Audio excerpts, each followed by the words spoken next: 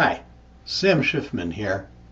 Today I'm going to talk to you about supercharging healthcare data with value-add intermediaries. Now, we're all familiar with problems that come from language translation. Healthcare is certainly an interesting language in and of itself.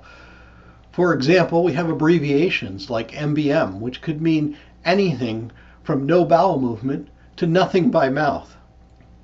My company has actually done some work around COVID surveillance, and we've found 150 different ways that the COVID test was coded in the wild. As if this wasn't enough, we found 40 different ways that negative was coded.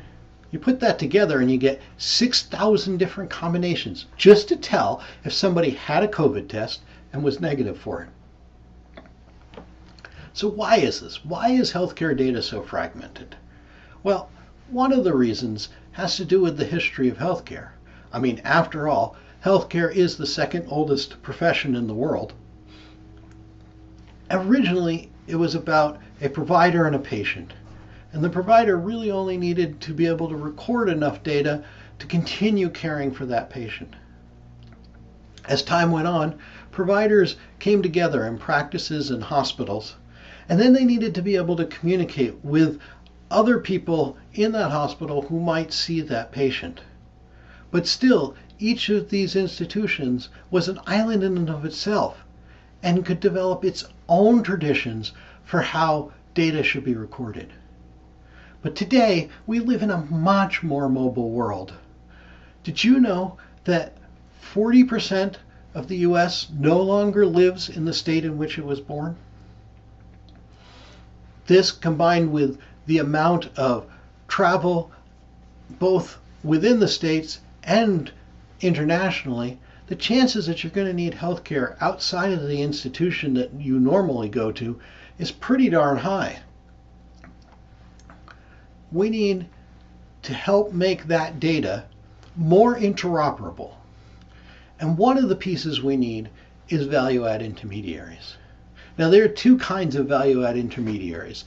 There's translators, which is the kind we've kind of been talking about, which will take data from one system and translate it either to national standards or things which will make it easier to use downstream.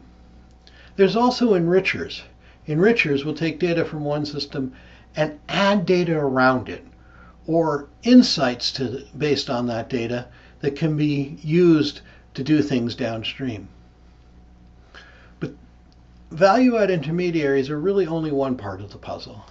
We also need to make sure that the format of the data is interoperable, and that's where FHIR comes in.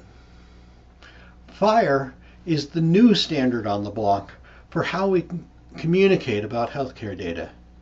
And it's particularly applicable here because it does this nice thing of breaking healthcare data into small consumable chunks called resources. Now, why does that make a difference? Well, it really allows us to link resources together. So our value-add intermediary can do the work that it needs to do, but in a responsible way, link back to the original values if somebody needs them.